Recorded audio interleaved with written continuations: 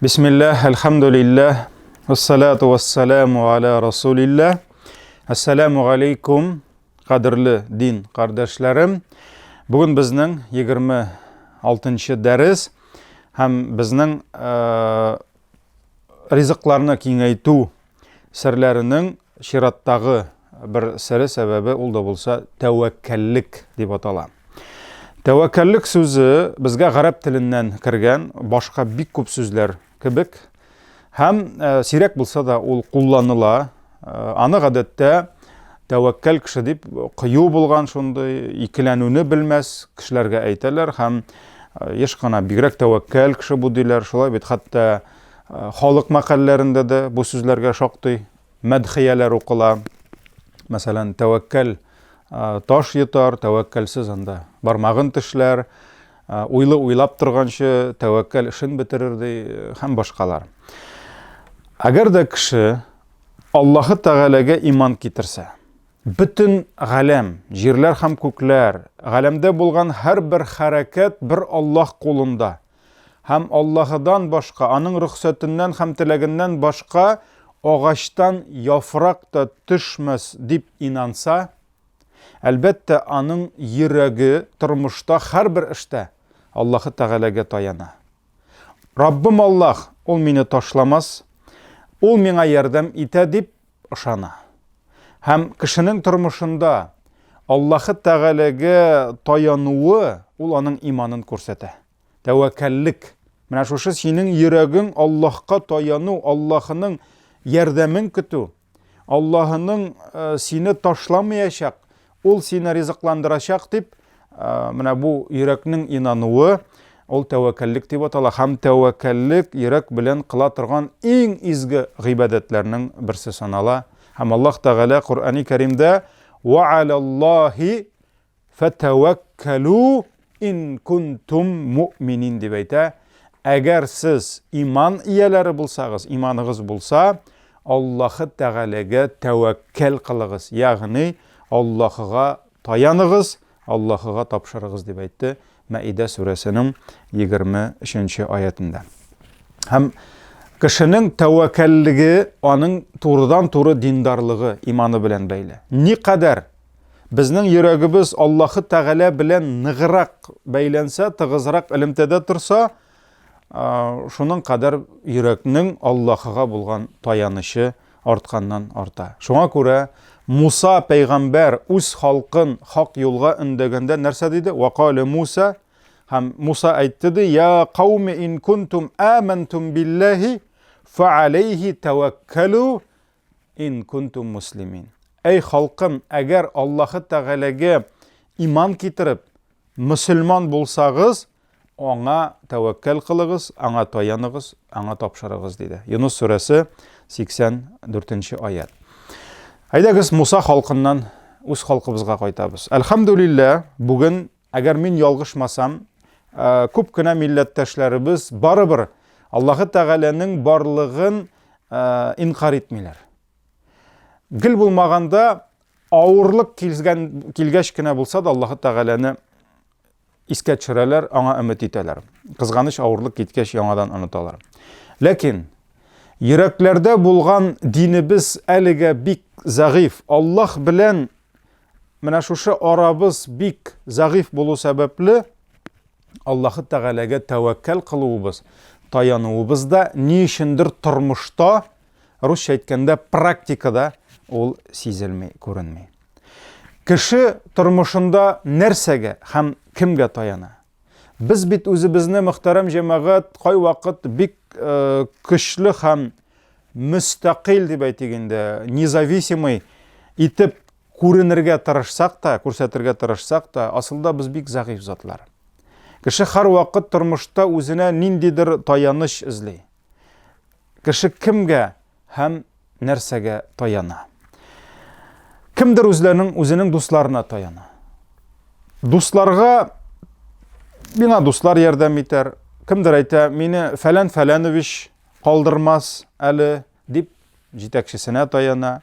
Менә үстергән балаларым ташламас әле дип яшибез. Субханалла, әгәр дә син үзеңнең көчеңә саулык сәламәтлегеңә таянсаң, тормышта бер мизгел ішінде орын өстендә калып, Алла сакласын, актык көннәреңдә кеше күзенә карап ятуың бар.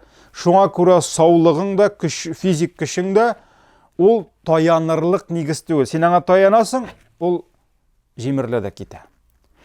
Дусларга таяныр идең. Дусларсыз булмый, аның турында әле әйтермен. Ләкин иртәгә син таянган дустың, ул сине сатып, алдап, ярык, тагарак янында утыртып калдыра ала. Бик күпләр бүген олы абзыйларына, кемдер түрәләргә, ниндидер министрларга өметләнеп яши, әмма дөнья көн сайын күрсәтеп тора. Бүген ул зур түрә, иртәгә аны алып таталар, Алла сакласын, бер кемгә дә теләмибез, берсе көнгә аны утыртып та куялар. Шуңа күрә ул таяныш та нигезле таяныш була алмый.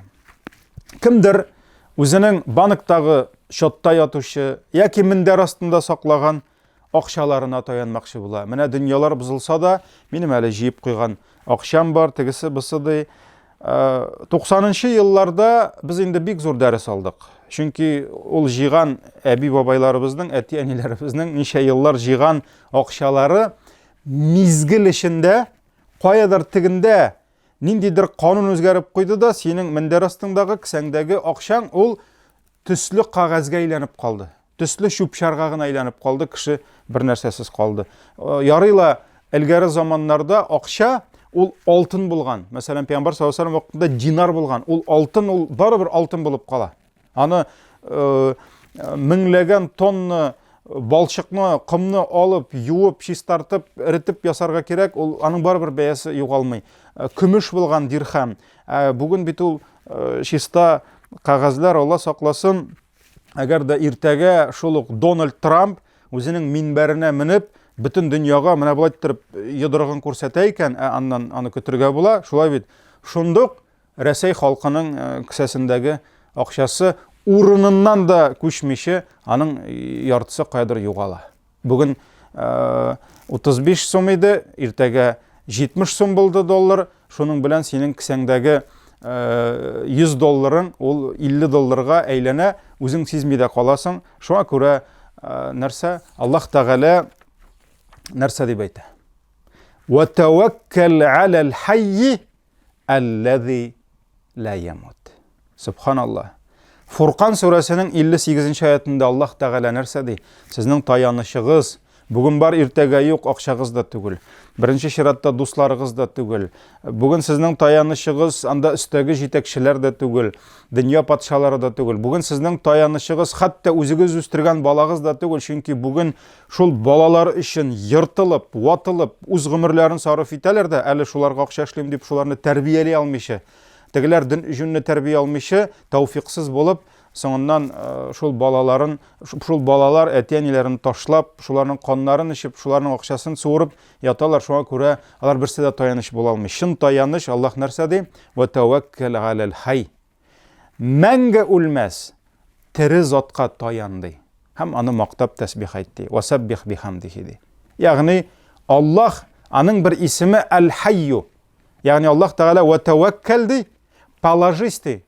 Кемгә положиться? Алал хайди, на вечно живого, который никогда не умрет ты. Шуңа күрә, мөхтәрәм җәмәгать, таянырга кирәк шундый затка, ул бер кашанда бетми. Аның дәрәҗәсе, аның көче, аның кулындагы малы, мөлкәте, без әйткәндә инде власть бер кашанда китми, ул Аллаһ Тәгалә. Шуңа күрә калган нигезләр, аларга син менә шулай таянасың, ул җимерлә дә китә. Аллаһка таянсаң, Аллаһ мәңге үлмәс, тере зат. Әлбәттә, мин монда бөтенләй балаларга, дусларга бу сәбәпләрне алмаска, чарасын күрмәскә дип әйтмим. Дөрес аңларга кирәк. Әлбәттә, динебез тышкы сәбәпләрне һәм һәрбер эшнең чарасын күрүне инкар итми. Инкар итми.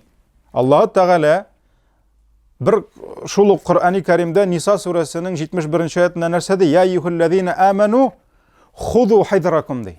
Эй иман китергән бәндәләр, саклык чараларын күрегез ди. Ягъни сакланыгыз, алдан әзер булыгыз, килегез, чарасын күрегез ди. Тормышта дусларда кирәк. Дуслар белән яшәү күпкә җиңел. Кай вакыт якын дусларың, синең якын туганыңнан да сиңа якынайып, әллә нинди авыр вакытларда ярдәмгә йөгереп килеп җитә, үзенекен салып сиңа бирергә мөмкин. Шуңа күрә ислам Аллаһка гына таян, дусларыңа төкер дип әйтми. Шул ук вакытта, мәсәлән, кемдер үзенең сәүдәсен төзи икән, үзенең ниндидер оешмасын төзи икән, җитәкчеләр белән дә килешү кирәк. Кирәк. Пәйгамбәрбез саллаллаһу алейхи ва салламны Мәккәдә бер көн эшләтмәсләр иде. Курайшлар, Курайш җитәкчеләре бер ләм-мим сүз әйттермәсләр иде, әгәр аны кем сакламаса.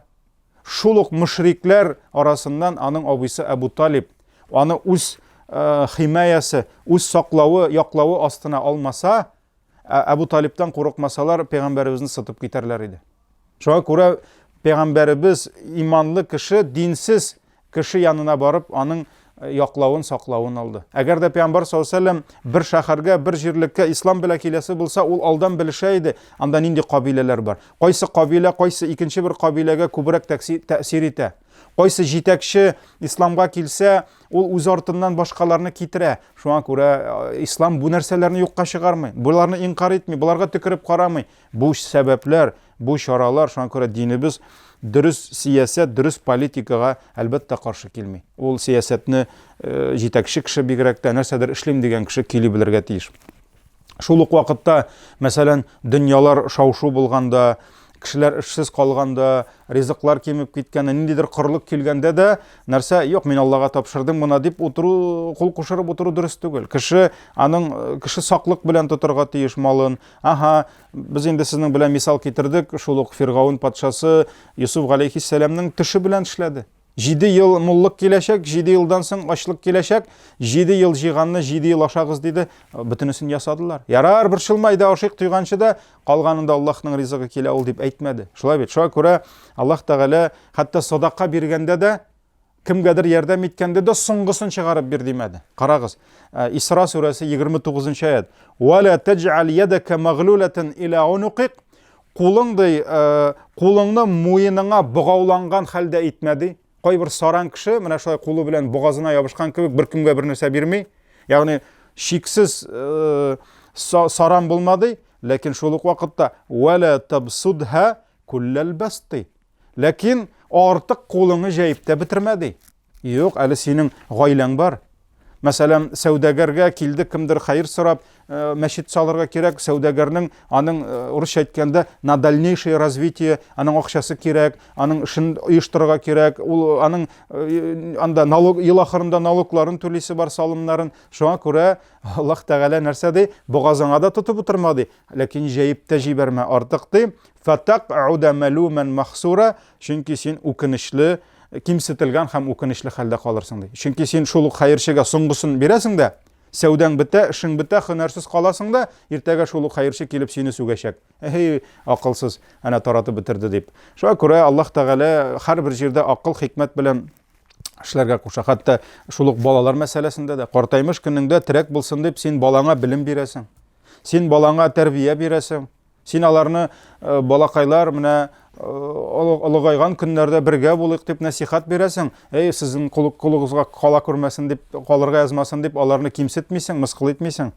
Әлбәттә сәбәбен кыласың, тәрбияңне бирәсең, ләкин тәүфик синең балаларыңа, аның хәйрел нәтиҗәсе син беләсең, ул бер Аллаһ кулында. Бер Аллаһ кулында. Шуңа күрә бөтен җирдә хикмәт дөрес итеп эшләргә кирәк.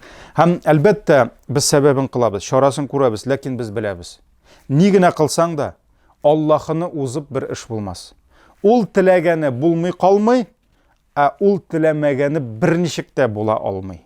Аллаһыдан башка сиңа һичкемнең файдасы да, балаңныкы да, синең акчаңныкы да, синең җитәкчеңнеке дә Аллаһыдан узып бер кемнең дә сиңа файдасы да, һәм зыяны да, зарары да тия алмый. Шуңа күрә кеше шиксез булган, мәңге үлмәс Раббыңа таянырга, үзеңне дә, якыннарыңны да аңа тапшыру кирәктер.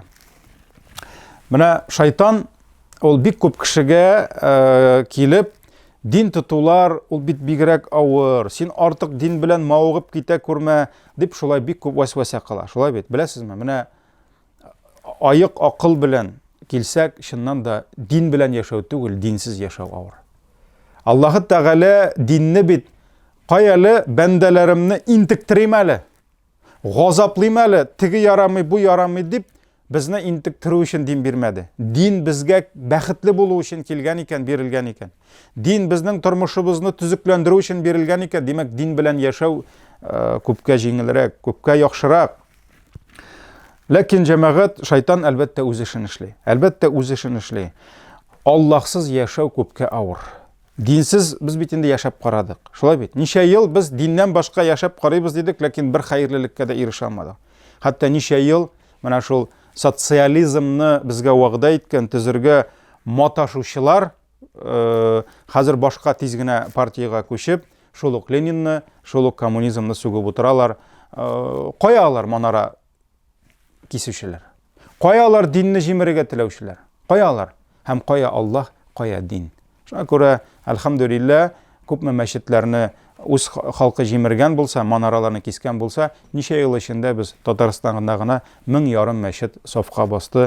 Шуңа күрә Аллаһның дине, сиясәтләр үзгәрә, патшалар килә китә, ләкин кемдер динне сөя, кемдер күрә алмый, кемдер мактый, кемдер хурлый, Аллаһның дине ул барыбер кала. Чөнки Аллаһның җире бу. Аллаһның җире дин белән яшәргә тиеш.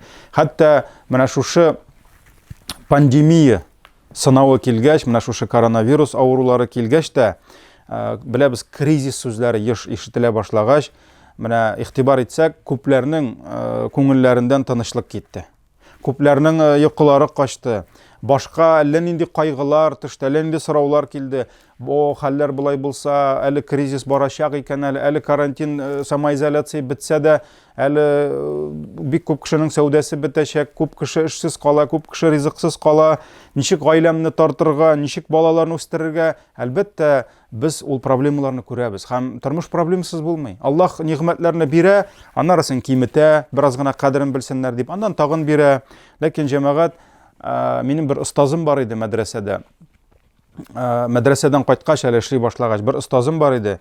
Ул миңа гел кайвакыт кайнаша башласам, борчыла башласам, ул миңа әйтә иде, дөнья белән идара итәргә тырышма ди. Не пытайся управлять миром, ибо у мира свой правитель дип әйтә иде ул. Дөньяның үз хуҗасы бар ди. Субханалла, булсын ул менә татар халкы ниләр генә күрмиде. Әлбәттә, татар халкы гына түгел инде, без аны үз халкыбызга әйтергә яратсак та, менә ачлыгын да күргән, сугыш афәтләрен дә, ятимлекне дә кичергән безнең әбиләребез, бабайларыбыз. Менә әбиләрдән ишеткәнем бар, сезнең дә ишеткән бардыр ул сүз, Ходай ташламаса, бүре ашамас дигәннәр.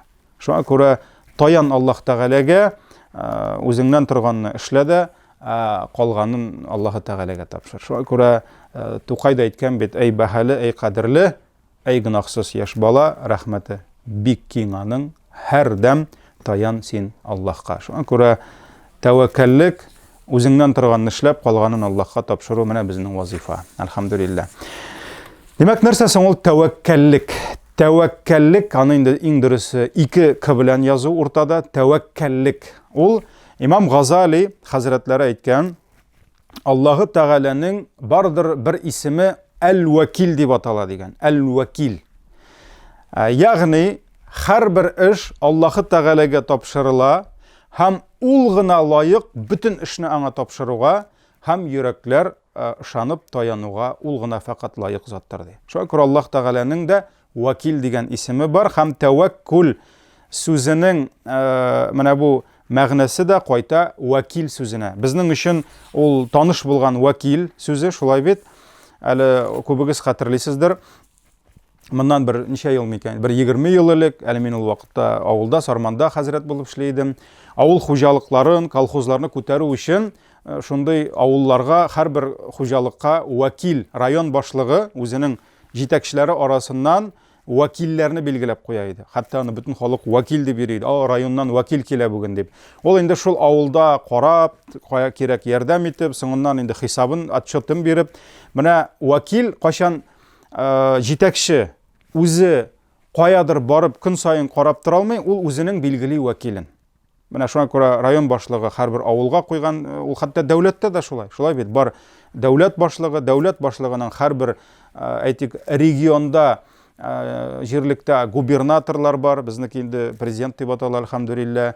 Шул ук президентның бар 47 районға, 50-ге якын районда һәр бір районның башлығы бар. Шулай бит, чөнки ул көн сайын йөри алмый. Һәр бір 40 районны карап, 50 районны. Аның анда бар вәкилләре. Әлбәттә, ул вәкилне халык сайлый садагым, халыкны сайлатырга тырышсак да, ул барыбер аның вәкиле, аның кешесе санала. Һәм ул шушы җирлектәге тәртипне, халык мәнфәгатьләрен кайгыртырга тиеш. Менә бу вәкил дип атала. Субханалла, Раббыбыз Аллаһ, карагыз, безгә дөньяда аның үзен вәкил итеп куярга мөмкинлек бирә. Менә ниндидер эш синнән килә, бөтен эшне син булдыра алмыйсың. Шуңа күрә үзең, менә нәрсә ул тәвәккәллек, син үзеңнән торганны эшлисең дә, калганына вәкил итеп кемне билгелисең? Субханалла. Аллаһ Тәгаләне билгелисең. Я Раббым, син минем вәкилем дип әйтәсең. Шуңа күрә Аллаһ нәрсә ди? Мин сиңа бирдем көч, мин сиңа мөмкинлекләр бирдем ди. Син үзеңнән торганны эшләде, чарасын күрде, калганын миңа тапшыр, һәм мин үзем аны башкарап бетерәм дип безгә Аллаһ Тәгалә вәгъдә итә. Шуңа күрә гарәп телендә тәвәккәл сүзе, тәвәккүл сүзе ул нәрсәне аңлата? Сүзлекләрдә килә. Бер эштә үзеңнең гаҗиз булуыңны танып, гаҗиз дигән сүз көчсез булуыңны танып, башка берәүгә ул эшне тапшыру. Менә без чарасын күрдек тә, Аллаһ Тәгаләгә тапшырдык. Калганын Аллаһ эшләп бетерә безнең өчен. Шуңа күрә кеше, мәсәлән, кулын, әйдәгез, берничә мисал китерик, тәвәккәллекне аңлар өчен. Мәсәлән, кеше бармагын кисте, кулын кисте. Ул тиз генә нитә торган түгел. Мәсәлән, ару кисте, канага.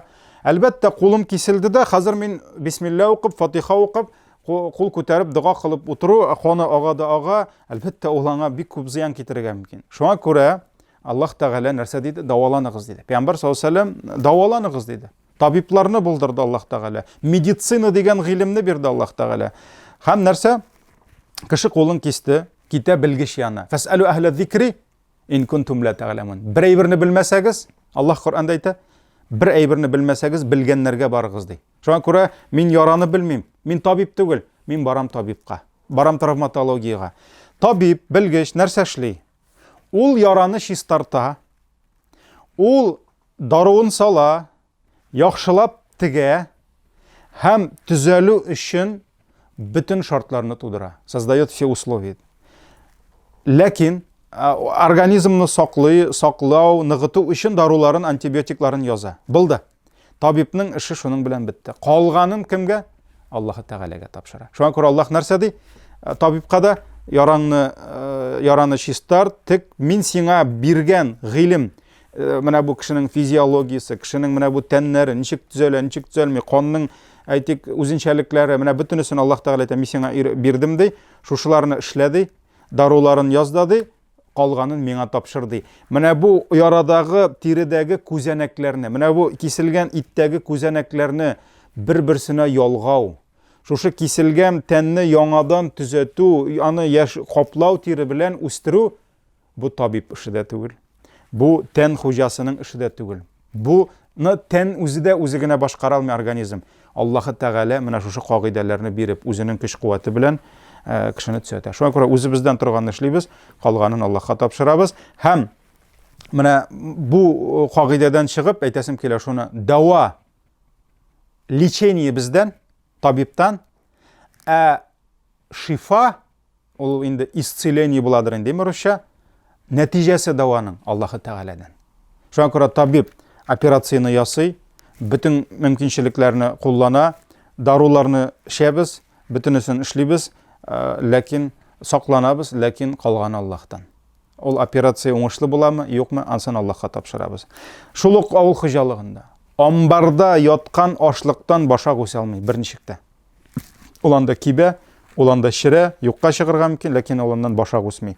Шуңа күрә игенче тракторын кабызып басуга чыга, җирен эшкәртә, сөрә, ырлыгын шәшә, Аллаһ Тәгалә биргән табигать кануннарын өйрәнеп,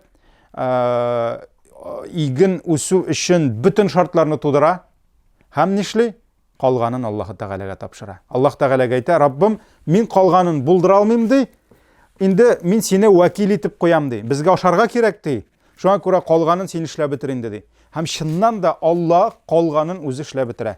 Шуңа күрә Вакыйга сүрәсе. Искә төшерик әле, без анда берничә аят китергән идек әле әүвәлге дәресләребездә. Аллаһ Тәгалә әйтә: "Афарайтум ма тахрусун" ди. Үзегезнең шәшкән игеннәрегезне, үсемлекләрегезне күрәсезме ди? Антум тазраунаһу ам нахну заригун ди. Аларны сез үстерәсезме ди, әллә без үстерүчеләрме ди.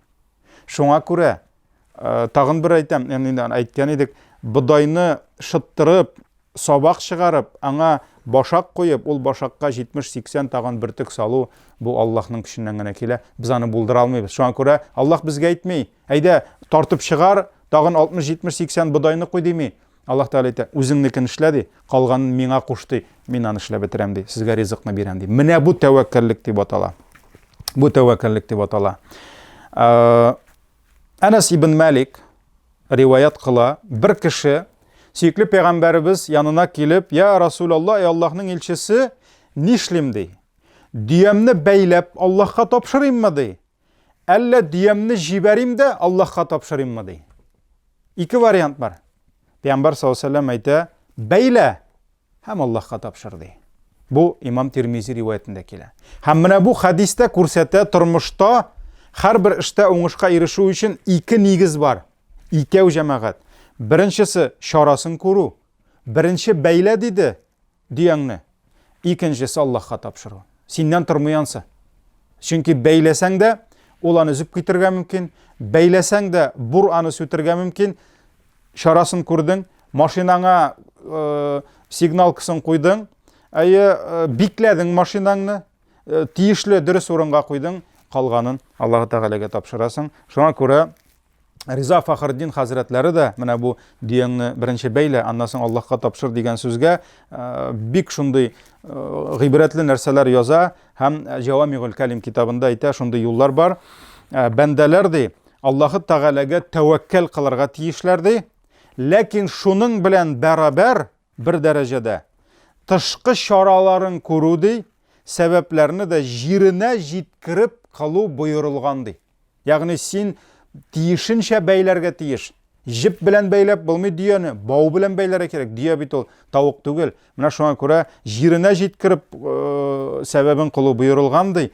Юкса һичбер эш эшләмичә, ватышкы сәбәпләренә керешмичә сузылып яту, кул кушырып утыру яки дуга кылып намазлык өстендә утыру, ул тәвәккәл кылу була алмый ди. Менә шуңа күрә дөрес аңлашылырга тиеш һәрбер әйбер. Дөрес итеп чарасын күргән, хезмәтен куйган һәм Раббысына тапшырган бәндәсен Аллаһ ташламас. Аллаһ аны ризыксыз калдырмас иншалла. Чөнки без бит ризыкларның сәбәбе турында сөйләшәбез.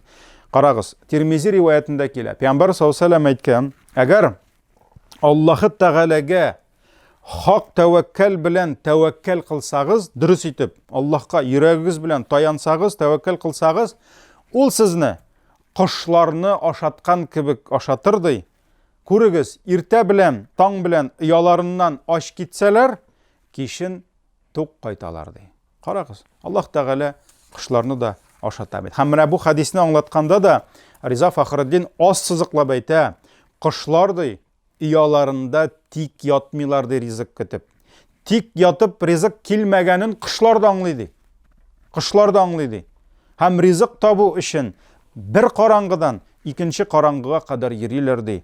Расулуллаһ саллаллаһу алейһи ва сәллям адәмнәргә кошлардан һәм аларның эшләреннән гыйбрәт, үрнәк алырга кушты ди." Шуңа күрә мөселман кешесе эшли, тырыша, калганын Аллаһка тапшыра. Һәм сахабалар заманында Умар ибн Хаттаб булганда Йемен җирлегеннән хаҗилар килгәннәр. Хаҗилар килә торган булганнар. Еш кыналар үзләре белән ашарга ризык, ягъни сәфәр хәстәрлеген киләмәгәннәр, әзерләмәгәннәр. Һәм бер вакыт Умар ибн Хаттаб алардан сораган: "Сез кемнәр буласыз?" дигән. "Кемнәр сез шулай?" Шуннан соң булар әйткәннәр: "Нахну мутаваккилуна алаллаһ" дигәннәр. Без Аллаһ Тәгаләгә тапшыручылар дигәннәр. Менә без юлыбызны, сәфәребезне монда хаҗга килгәч, кая яшибез, нәрсә ашыйбыз, нинди акчага без Аллаһка тапшырдык дигәннәр. Шуннан соң Умар ибн Хаттаб әйткән аларга, сез мутаваккилун түгел, мутавакилун. Сез Аллаһка тапшыручылар түгел, сез кешеләргә салынучылар дигән. Шуңа күрә бар Аллаһка тапшыручы, тәвәккәл кылучы, бар башкаларга салынучылар дигән. Һәм нәрсә дигән? Аллаһка тәвәккәл кылучы иң элек орлыгын җиргә сала дигән, җиргә сала. Аннарысын Аллаһка тапшыра дигән. Шуңа күрә сәфәргә чыктың икән, машинаңны алдан карап куй, бензинын салып куй, Аллаһга тапшырып, буш бак белән чыгып китсәң нәрсә була? Яки начар тәгәрмәч белән, җәйге тәгәрмәч белән кыш көне бисмилла мин фатихамны укыдым, аятел курсиемне 1000 тапкыр укысаң да булмый. Әгәр дә синең тәгәрмәшең, көпшәгең начар булса, шуңа күрә чарасын күрәсең, орлыкны сал диде җиргә, аннан Аллаһга тапшыр диде. Һәм сөйкле пәйгамбәребез дә сиңа ихрис аля ма янфаука диде. Вастаин билла. Сиңа файда китерә торган нәрсәләргә омтыл ди. Омтыл, ягъни излә. Каян сиңа файда була, каян сиңа зыян була. Хезмәт ит, тырыш, укы, белем ал, һәм Аллаһыдан ярдәм сора ди. Нәрсәдә? Менә шушы эшеңдә ди. Бу Имам Муслим риваятында килә. Әлбәттә, тәвәккәллек турында мөхтәрәм җәмәгать бик күп сөйләргә була. Ана бер дәрес кенә әлбәттә җитми. Мин инде кешемнән килгәнчә менә сезгә аңлатырга тырыштым. Инде ниндидер хәерле, файдалы сүзләр әйткән булсам, ул Аллаһтан, ниндидер хәерсез, ялгыш сүзләр әйткән булсам, ул миннән һәм шайтаннан. Шуңа күрә Раббым Аллаһ үзе бәрәкәтен бирсен. Я Раббым, безгә үзебездән торганны тырышып, инде калганын бер үзеңә тапшырып, яшәүләрне насип әйлә. Кеше кулына калып, кешегә салынып, ялкаулык афәтендә яшәүдән сакла. Я Раббым, син рәхимле, син ризык бирүче. Дөньяларда ниләр генә барса да, безне үз ярдәмеңнән ташлама. Безгә үзеңнең бәрәкәтле ризыкларыңны насип итсәң иде. Исән-имин булыгыз. Ва саллиллахумма аля набiyina Мухаммад ва аля алихи ва асхабихи аҗмагин.